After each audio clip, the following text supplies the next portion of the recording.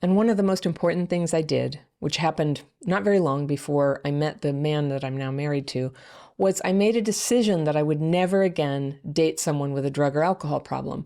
And no judgment on those of you who are struggling with addictions right now. I'm glad you're here. This is a place of recovery and you are in the right place.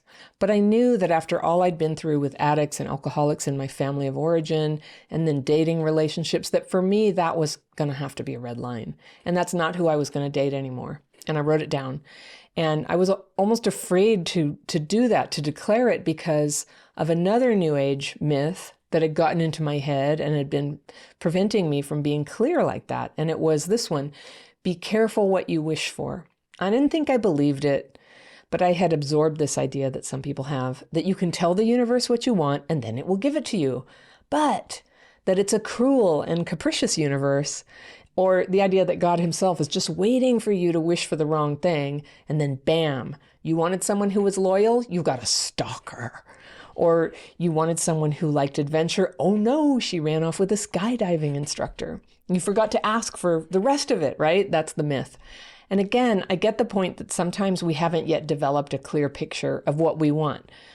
But God, or the universe, is not just sitting there waiting to F with you and teach you a lesson about your little wishes and how they weren't done right.